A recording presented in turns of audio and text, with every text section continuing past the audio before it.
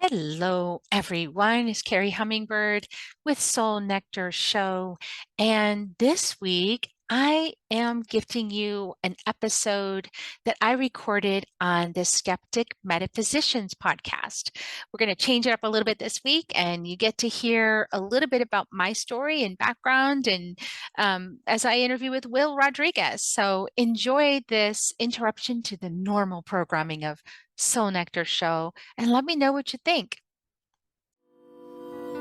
Soul Nectar Show, the Soul Nectar Show. You're invited, delighted to discover who you are. Anything is possible if you believe. So join us on this beautiful journey. Soul Nectar Show, Soul Nectar Show. Kerri Hummingbird, thank you so much for coming on the show. I'm excited because I've been trying to get you on our show for, it feels like decades, but it was probably just years, right? I'm excited to be here. This is really fun. I'm excited to have this conversation, and we're going to go some cool places. Oh, yeah. Yeah. And full disclosure, usually I have a pretty good idea of what direction we're heading in, but I got to be honest, and I'm excited about it. I don't have the foggiest notion of where our conversation is going to go today, which is really exciting because it helps me to release all my OCD tendencies. It lets me just go with the flow. And there's something about you that just inspires me to do that. So you okay with just going with the flow? Well, actually, I think I know why this is happening this way. It's because this is the mystery, and I'm all about the mystery, capital M. Stepping into the Okay. mystery and letting it unfold. See what happens next. So speaking of mystery, right? Because I love that. I love the fact that we're journeying into the mystery together here now.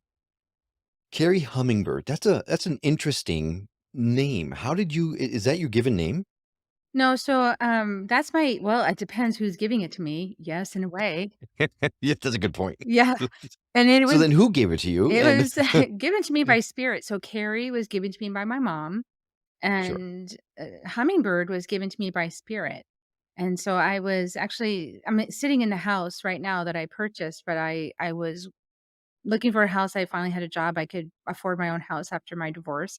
In 2012, I was able to buy my own house. And I was looking and I found this house and I just knew this was the one. But they already had an offer. They had a contract, they had going back and forth and negotiating. And so my realtor is like, "You're not gonna get that house because anybody that goes back and forth 4 or 5 times, they always close a deal." I said, "Well, we'll see about that." So I sat down with my drum and I did a little meditation, and I was visualizing myself in the house, like I've been studying Dr. Joe Dispenza. So I was like, "Okay, I'm gonna visualize myself in this house. I'm gonna see myself." And in this journey that I took with my drum, I saw my grandma. My grandma was like, who was departed, was like, "This is great. This is great. I love this house." I had all this support.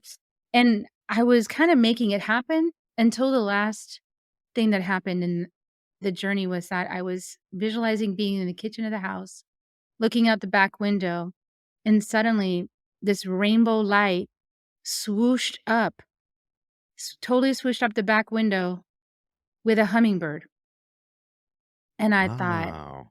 wow, that is cool. This time stopped. I had this feeling of awe. And then the phone rang. And it was my real estate agent. "The deal just fell through. They want to have your offer. What are you offering?" No way. That Immediately. is amazing. Yeah. So I Yeah. took it as a sign.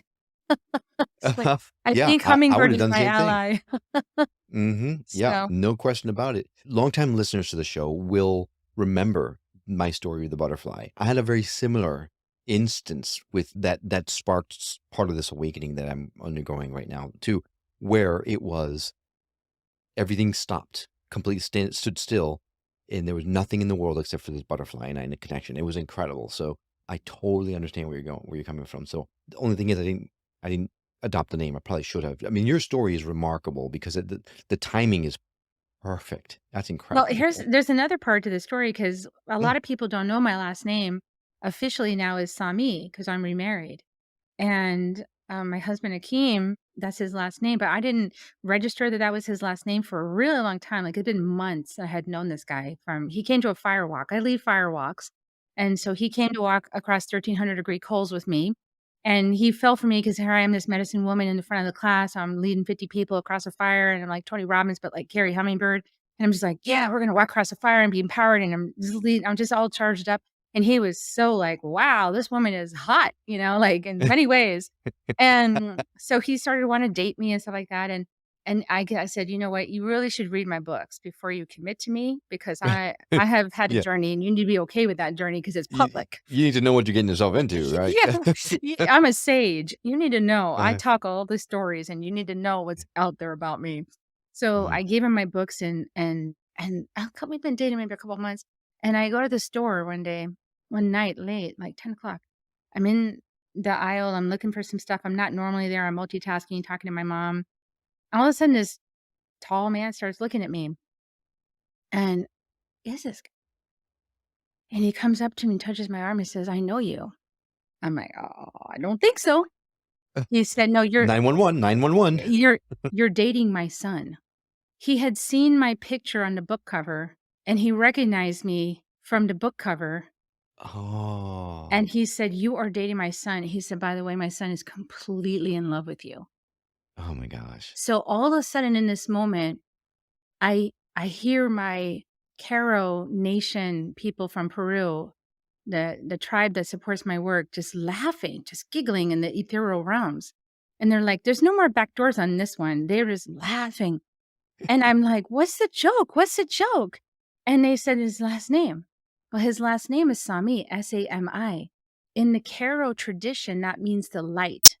There's only two Oh, words, Hucha, heavy energy, Sami, light energy. I've been saying Sami, Sami, Sami, Sami, Sami for decades, like, years wow. in healing sessions. And here comes my Sami In real life, in in physical real form. life. Hmm. Wow. Okay, so we've talked on the show a lot about the power of coincidences and the universe putting things in our path and things like that.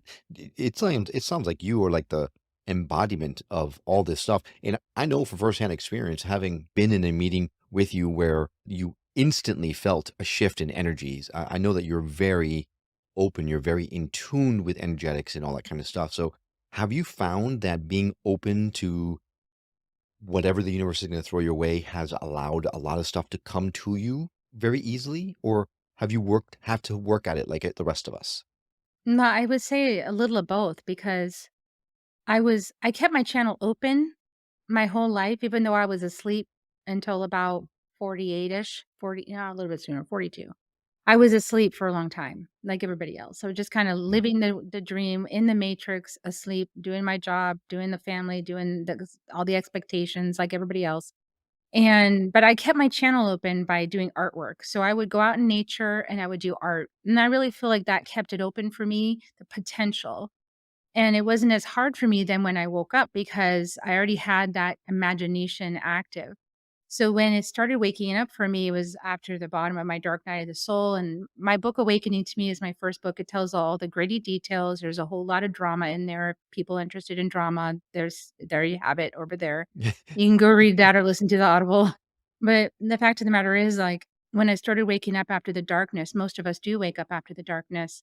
I was getting these like nightmares at night where I was having this ringing in my ears and this sense of foreboding and like I was being choked, like I couldn't speak. And really, it was this darker part of my subconscious that just wanted me to stop doing everything I was doing, and I wasn't listening. So, as I went on my journey in the second part of my life, a new book opened up. And yeah, things started unfolding that were magical Mm. because I was finally listening to my soul, I was finally paying attention, and I took the leap of faith. I left all the things behind that I had been building with my former partner, the father of my children, for, a couple of decades. I said, "Okay, I'm gonna walk away from everything that I've been doing up until now because I have to change everything in order to live free, to be myself. I have to find myself." And I had lost myself in that relationship. Right. So, it was you do get it woken up, but you have to take the action to wake it. You can't just sit back and armchair quarterback life.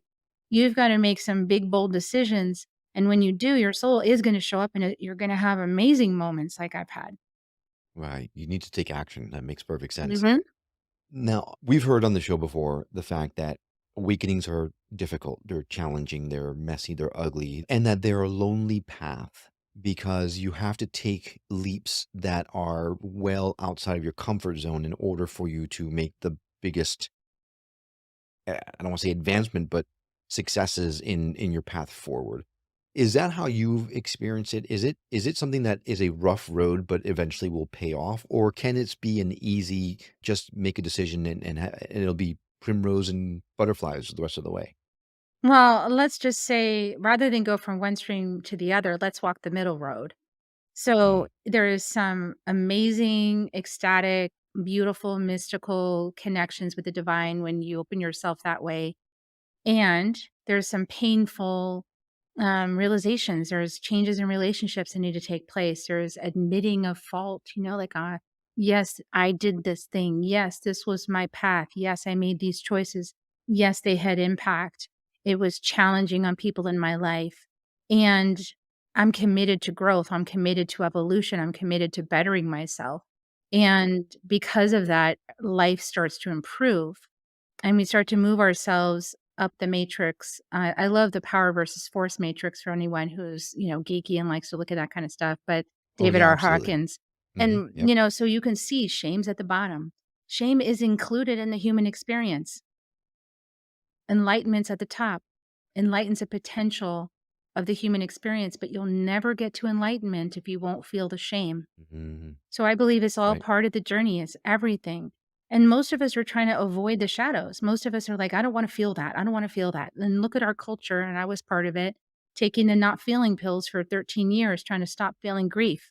Because when I was crying all the time, when I had my baby at 30, something broke loose in me, so much generational trauma and the mother wound broke loose in me. And I started crying. I couldn't stop crying. And so I started taking those pills because I couldn't function. And I felt Mm, like I can't be this miserable with my baby. I've got to be happy. I'm supposed to be happy.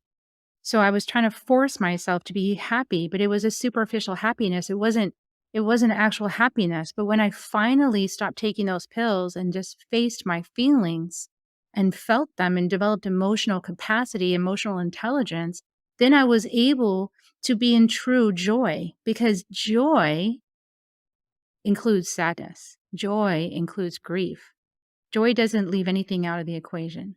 so then do you think that always following your path at the I don't want to say detriment, but sometimes when you begin in a relationship and you each start to grow, but then suddenly your path starts going in this direction and this certain other person's path doesn't seem to follow yours, are you the mindset that you're always supposed to follow your path in spite of the fact that you might lose what you've built with this other person?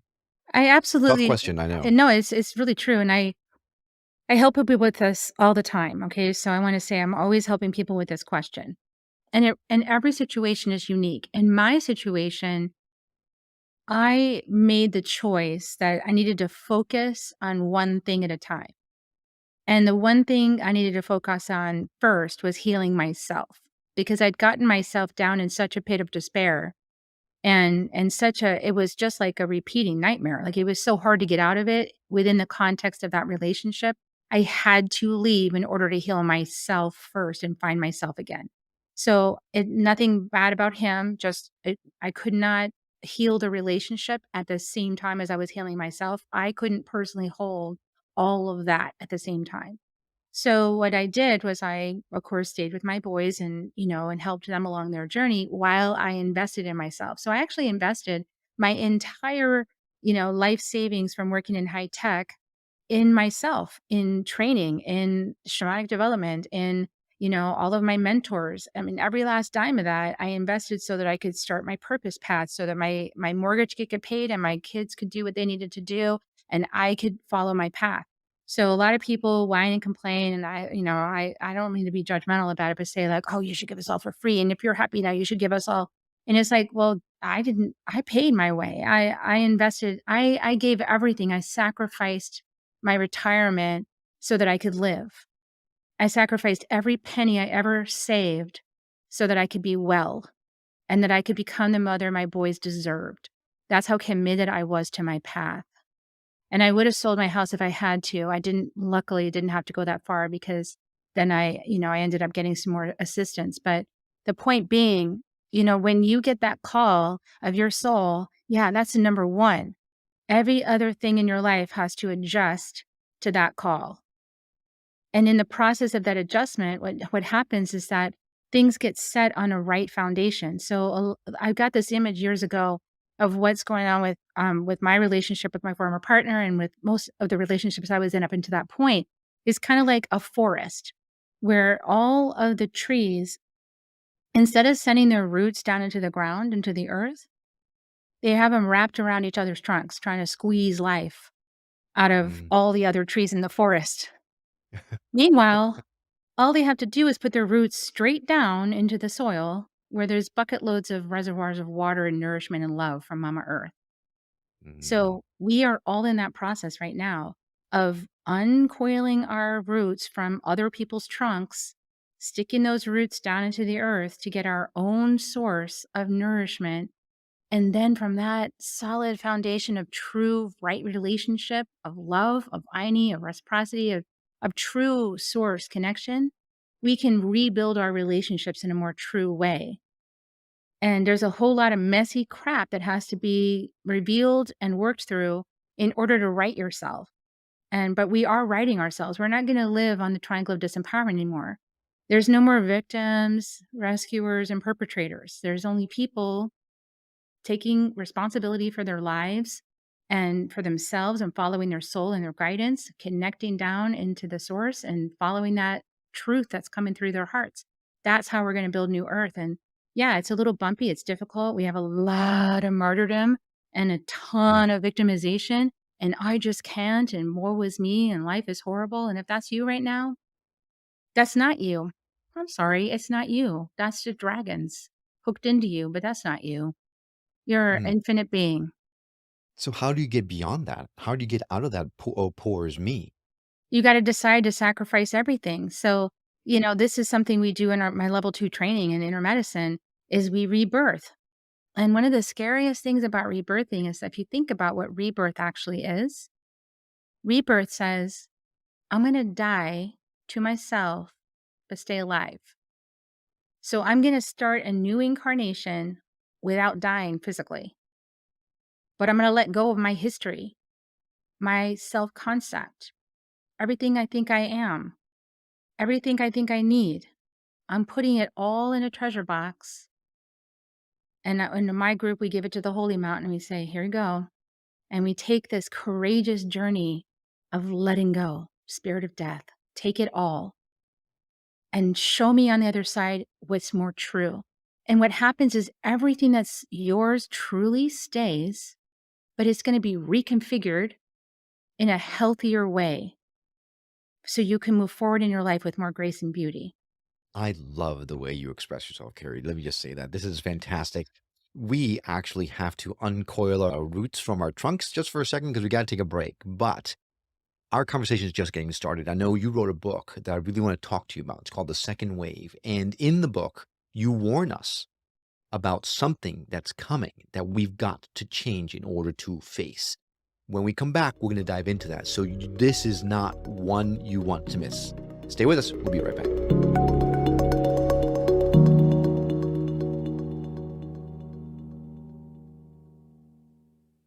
Welcome back to the Skeptic Metaphysicians. We're talking to Kerri Hummingbird, and she has already blown our minds at least 5 times over, if you're anything like me at all. Right before the break, we were talking about a book that she wrote called The Second Wave, and I am excited to talk to you about it because when we did a pre-call interview or pre-interview call, whatever you call it, we were throwing out ideas of what topics to go down, and this one really stuck in me because you feel that it is urgent that we shift, that we change. First of all, why? Why is it so urgent that we change right now? Well, so we're in what many people are calling the Great Awakening. And so this is an opportunity for us and I say us, I mean humanity, to ascend our consciousness to the place where we are in harmony with all of life on Earth, all of life in the galaxies. And when we're like that, guess what? We'll be able to have the technologies that support us in traveling around like Star Trek and all this kind of stuff that everybody feels like really excited about doing. But, if I was the mother of this galaxy, I wouldn't let us off this planet at this moment because we have Very good not learned point. how to take care of our room. Okay. We So can't. We haven't learned how to take care of each other, much less our room. we're Yeah. fighting with our siblings. We're beating each other Yeah. up. We're stealing from everybody. We're hoarding, and we're not cleaning our rooms up, and we're polluting the whole planet, and we're not being responsible. So she's not Right. going to let us off this planet. I'm sorry. We're just not. We're not ready. But we need a ascension in consciousness, and I think we're ready for it now. This is the time when we're all ready to ascend our consciousness to say, yeah, I see that what we're doing is not good. So how do we ascend our consciousness? We say, you know what? I take ownership for myself about, again, stepping off that victim triangle. You do have a say. You do have a say in polluting the oceans or not, because you don't have to buy beer cans with the little loopy loop things that, end up in the ocean, right? The plastic. You can buy something that has algae. They actually have algae based ones now that dissolve in water. You have choice. You can choose not to use the straw that's made of plastic. You can choose the straw that biodegrades. You do have choice. You can take responsibility. You don't have to buy the jugs of laundry detergent that just end up in landfills. Now they have these little squares that come in a little cardboard box, and you can put the square in there for your laundry, and it's freeze dried laundry detergent, and it does your Right. laundry. You'd have a choice. You have to educate yourself, and you have to choose to be an asset and a blessing to this planet. That's your Right. choice. And to do that, you got to face a lot of dark stuff that you're doing right now out of coping or whatever reason you're doing it, victimization, and stop that. Quit that stuff. Quit it. Right. Absolutely. Stop I'm it. quitting. I'm stopping. I promise. That's it. I'm done. I'm done. But so let's just connect the dots for those who are listening in for a second. How does caring for the planet actually? How does that connect to our spiritual awakening? Because we are one with the planet. That's actually the latest book talks about that. Inner medicine, inner medicine, inner, not outer, inner medicine, becoming one with Mother Earth for the survival of humanity. And do I want humanity to survive? Yes. In the current configuration? No, because it's not sustainable. So we can all die and it's fine with me. If nobody wants to change, I'll just let the species die. But if you guys want the species to continue, we have to change. We have to realize that we're connected with all of life on the planet. Everything. We're not separate from Mother Earth. She's not a floor. She's a conscious living being that has gifted us our lives. She's actually in our bodies speaking to us all the time. That little crick you get in your neck, that's Mama Earth talking to you. That little pain you get in your knee, that's Mama Earth talking to you in your body. She hears all your thoughts, all your grievances, all your complaints. She feels when you're gratitude, when you're gratefulness, she feels that.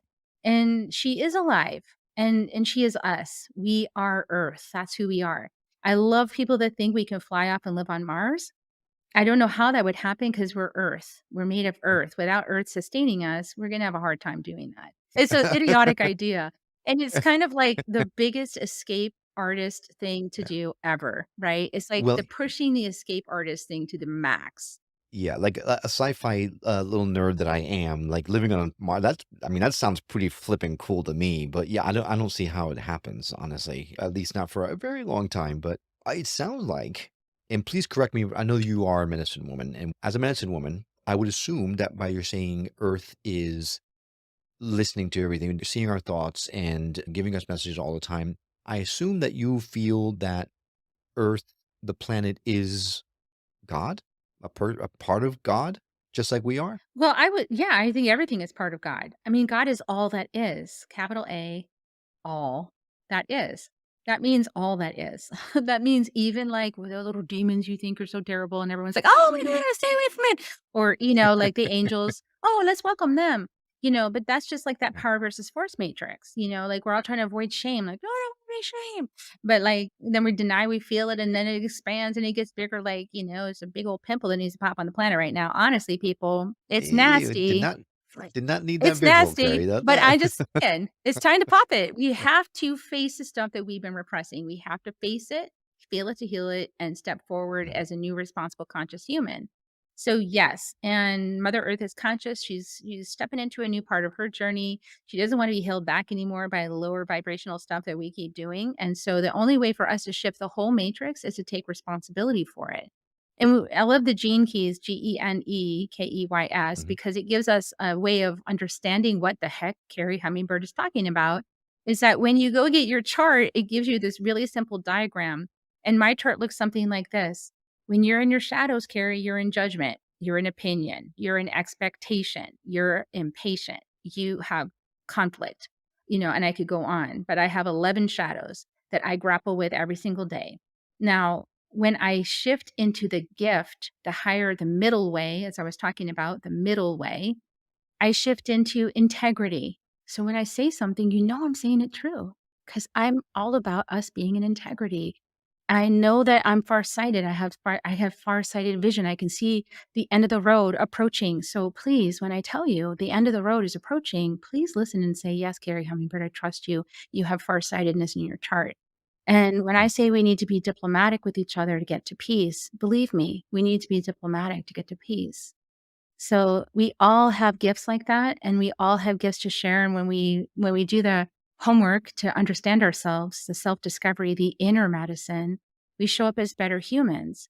Now, how does the second wave fit into this? Because you had asked me about the second wave, Yes. is that there's a group of souls that have some, longevity, some experience, some mastery in some areas that said, that is a great project. I want to go to Earth and help humanity ascend consciousness. I want to be part of this grand experiment. And so said, yes, I will go to Earth and I will be part of this. I'll serve my role. I'll bring my expertise on other planets or other places with other species. And I'm going to come and share that with Earth and with humanity. I'm going to experience from the inside out what it's like to transform a human being into a conscious being.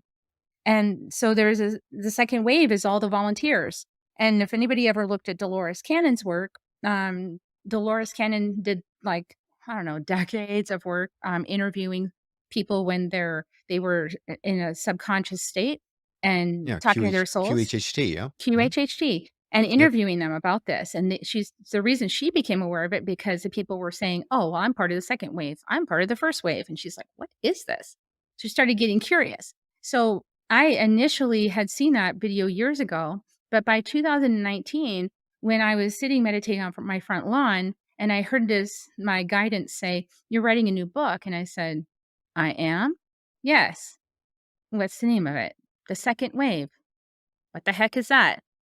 "You know what it is." "No, I don't." "What does that mean?" And they said, "Go look at YouTube, Dolores Cannon." So I was like, I vaguely remember this. Now, I should also say that one of my really good friends had been trying to push off Dolores Cannon's books on me for like, I don't know, a year. And every time I opened it, I would fall asleep. So I was like, I'm not supposed to read this. Not yet. Anyway. Yeah. Right. So yeah, so I Yeah. I started writing the book like the next day, and really it wasn't really writing, it was more just listening, and channeling and writing the words that were coming through and then double checking it with my pendulum to make sure I got it correct. And so there's a wonderful book that would help anybody who feels like, I think I'm part of this second wave thing. So how do you know you're part of the second wave? Your life has been a hot mess. That's Mm. number one clue. You've had to deal with a whole lot of difficult, dark patterns in humanity. Your family system has like some really deep, dark patterns or difficult things to handle. You've always been the one that said, we don't have to keep it this way. We can heal this. We can come together in love. How come people don't forgive each other? You've always been wondering, like, what's going on with humanity? How come people don't just talk to each other? You're the rainbow sheep, as I like to call it, not the black sheep. You're the rainbow sheep. Remember yourself. And you Uh-oh. came here to bring peace. You came here to uplift consciousness. And some part of you always knew that this wasn't the way it was supposed to be. So you kept setting about trying to find the answers for how to heal it and make it better. That's who you are. And if that's resonating for you, you're part of the second wave. I gotta take a minute. I gotta take a minute. Oh my god. I this is not typical. I'm getting a crazy reaction. I don't really understand it. It sounds interesting, but what's hitting me the most is like I can't like I'm physically unable to speak at this moment. At least share what I'm thinking. Like my eyes watered up. I'm getting goosebumps. It's like there's uh okay. That's maybe that's why the second wave. That's what jumped out at me when we were talking in the pre-called conversation. That maybe that's why we were supposed to talk about it. I got to tell you, Kerri, it seems like you just checked all my boxes. Which is weird because I've never considered myself to be anything but a messenger, right? I've always been someone that's just here to help other people amplify their messages. But maybe that's part of it. I don't know. Yeah, being a messenger is totally part of being the second wave because when you find a solution that heals yourself and your family, you, of course, want to be in service and share it with everybody who's willing to listen. And so I'm getting chills. There's so many I people am on the too. planet that are part of this. Let's just say, I'm just going to back it up. So the last time we tried to elevate humanity's consciousness, a beautiful, gentle soul and a group of souls, actually, it wasn't one person, it was a group of beautiful souls came to the planet called the Coptics, the Christians, and came and tried to enlighten humanity and got horribly persecuted for it. And then the entire story got warped into this rescuer, perpetrator, victim triangle, which is not true. It never was true. It's not true now. It's false. We've always ever been trying to show humanity that we are so powerful, that we are so divine, that we are worthy of love, that we were created in the image and likeness of, and that we are able to stand on those 2 feet and we are able to speak from our hearts, and that is for us to do. But it was warped for a long time on the planet because of some reasons we don't need to go into because it's not really that important. The point is that we're coming out of that dark time and we're coming back to the truth. And we're waking up to ourselves as divine beings in a body that are part of all that is. So we are part of all that is. God's not on some distant planet. God is right here, right now. It's all of us. It's a we. It's not a he or a she. It's us. We, the collective that created all of this together as part of some magical experience that none of us even understands, even as souls.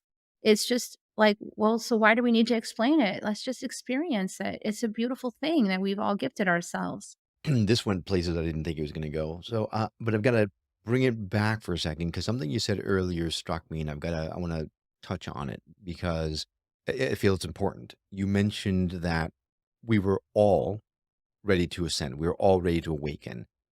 What would you say to those that look at the world right now and sees the division and sees the different sides and pointing fingers and saying those people aren't ready to wake up? There's a faction of people who are digging in their heels, it seems, and saying, no, no, we won't go because they're afraid of change. So how can we help them to realize the importance of change and to get out of the mentality that it's not going to be enough? It's scarcity mentality. So the first thing I want to say to that is that we are in a classroom of souls, of all different ages of souls and all different mastery levels. So the fact that you're listening, anybody listening to this podcast, you've got a little bit more mastery and capability than some of the other souls on the planet. Number one, which makes you more responsible. Number two, to be love. And I'll share a story of what does love look like. So this is a story shared with me by my mentor, and it was a woman who was dressed Arabic right after 9/11, and she was in a store, and a white, presenting guy came in, and he was really angry. There was a lot of anti-Arabic sentiment at that point, and was Remember? extremely angry, walked up to her and was just yelling and hateful and just angry and just vehement and just spitting hatred at her. And she, from her heart, listened in silent witness. And the only thing she said to him when he was finished was, "I love you." That's who we are. That's who we are. We can do that. And does it take effort on our part to get to the place that we can hold that much love in the middle of that much hate? Absolutely. That's why you join a community. That's why you get support. That's why you listen to this podcast. That's why you tune into Will. That's why you hang out in inner medicine, because you got to get to the place where, because you know what your job was this lifetime. You know your incarnation goal. You remember some part of you inside's like, yeah, I know I'm supposed to be that, but I just don't know how because I hate those people. I do too sometimes. I get angry. I get upset. I'm human. But the difference is I know I have tools to work through that. The difference is I know I can hold myself through my own reaction, process that, transmute it, and I know I can use my psychic gifts to see into that other person to see what's going on behind the scenes to explain the behavior. And then I can have compassion for that.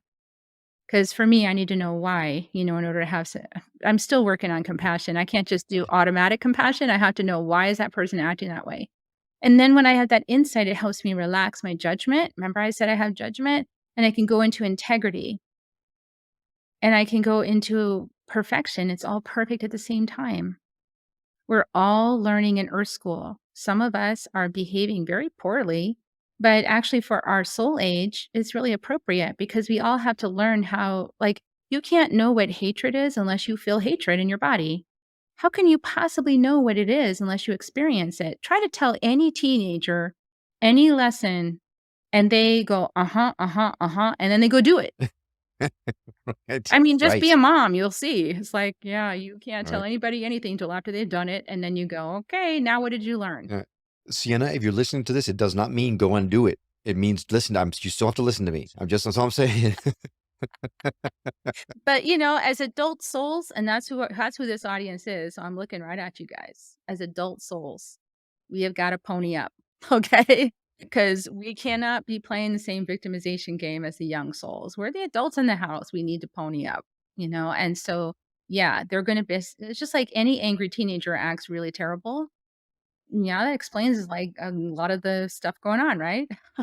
Mm, So, yeah. yeah, we have to set a good example. And what that lady did, that Arabic lady, takes an incredible amount of fortitude and strength to be able to do that. And I'm nowhere near that because my way of saying I love you is going to entail something with a finger.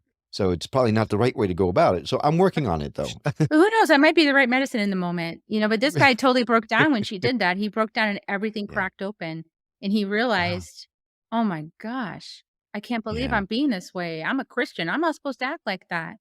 Yeah. Ah, Yeah. yeah. It's so true. I forgot what show I was listening to. I'm an avid listener of podcasts, and one show I was listening to the other day had a similar story where someone was walking in the park behind this one lady, and he saw this lady just pull out a candy bar or something like that, and pop the candy bar in her mouth, and just toss the wrapper over her shoulder, littering on the sidewalk. That really infuriated him, so he grabbed the wrapper and went faster than her and walked to the trash can that was in front of her and dropped it off. And as he was dropping it in the trash can, he turned around and gave her this big glare, right? How could you do that? And she all of a sudden broke down in tears. She's like, "Why are you being so mean to me?" She had just undergone a terrible breakup and she was completely distraught, and she was going out for a walk and trying to soothe herself by having this candy bar.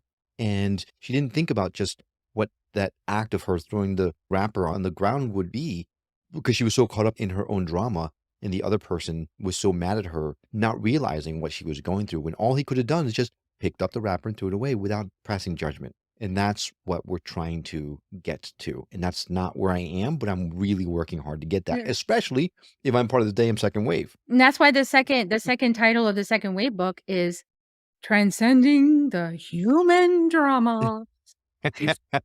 Because you I really, love it. I mean, I love the spheres of influence. When your influence is yourself, and if you're completely self-obsessed, and by the way, self-obsession is a shadow in the gene keys, so you might just have the shadow that you're contending with, learning how to not be so self-obsessed and self-absorbed. When our drama is like all we can see, we have no understanding of our impact in our surroundings. And a lot of times, one of the ways I learned this lesson for myself was through my voice. When I get angry, sometimes my voice gets real hard. I don't know if anybody else has paid attention to your voice when you're angry, but it gets that hard edge and it's kind of cruel and it's snippy and it like slices right through somebody's eardrums. Mm, And, it really gets through their heart and daggers, and I don't do that yeah. anymore because now I know the impact of it because I'm self-aware. So I can breathe and go, oh, my heart's not in the right place to speak on this right now. Let me take a few breaths. Let me soften this. Let me be more gentle with myself. Let me really own my own anger, my own reaction, and process that before I say anything and give myself some space. And And I then, mean, it's great yeah. advice. It's just really difficult to do sometimes when you're in the heat of the moment and you get caught up in the emotions. It's hard to just not react. At least it's my experience. It's very difficult for me to do it. Totally. Your boss sends you that email that pisses you off, and you're like, Yeah, your and you ears type are back, spouting steam. and God forbid you hit that enter button, because if you do, your life is about to change in ways you couldn't possibly want. So you've learned to just step away and take a breath. Hopefully, we'll get better as we go. Practice restraint. Uh, Restraint is a gift. Yes. Yeah, yes, Not quite a skill suppression. at Not that too. suppression. Restraint. Yeah, right.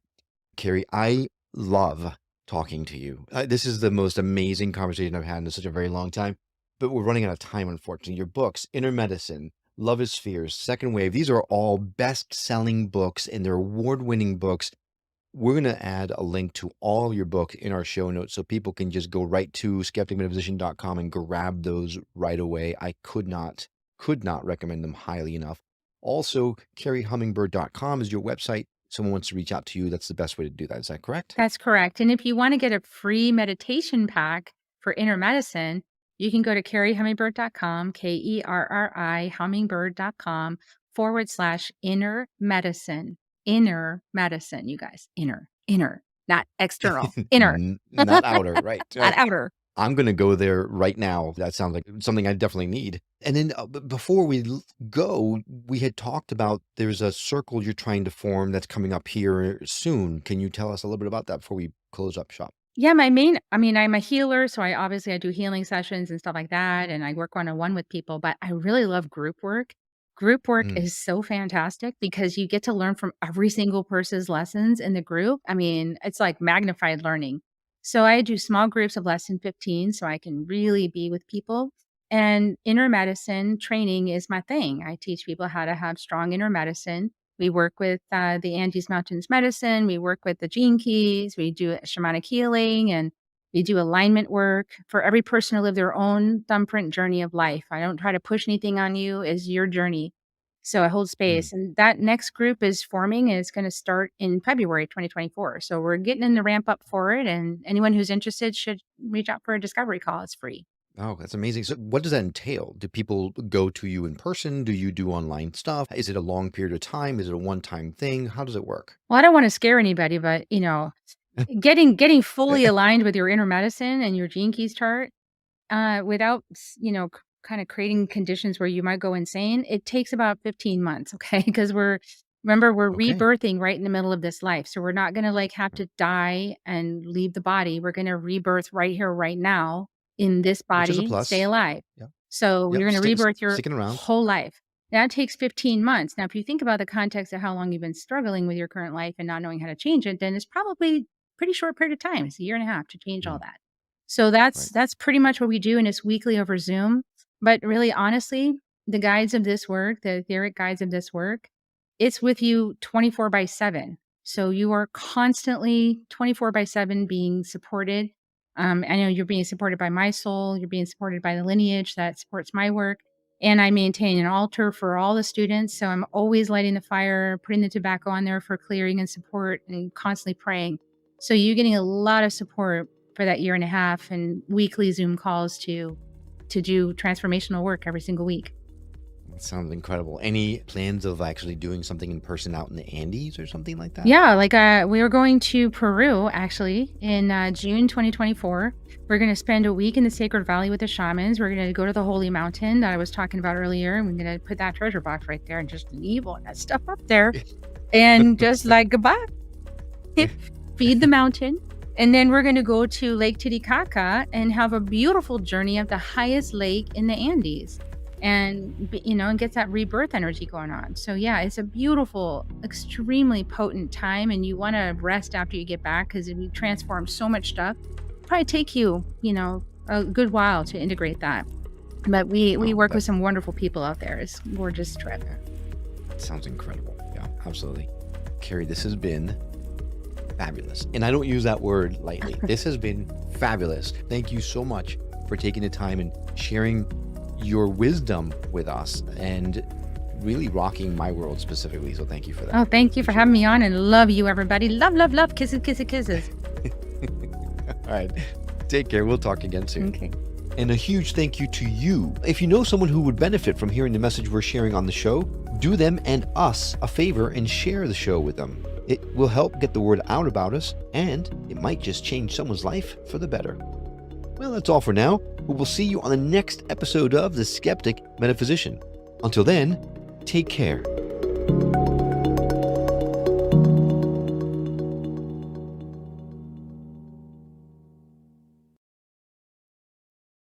If you found even one gold nugget in this episode of Soul Nectar Show, will you do us a favor? Will you subscribe, like, and share this episode? Maybe even write a comment and let us know what you thought about it. We really, really want to engage with you at a much deeper level. Let's be part of community together. Have a great week, everyone. Bye for now. To dive in deeper to nourishing conversation, visit soulnectar.show. Soul Nectar Show. Awaken away to show. Take a sip from the drip of nectar, from the source of who you are.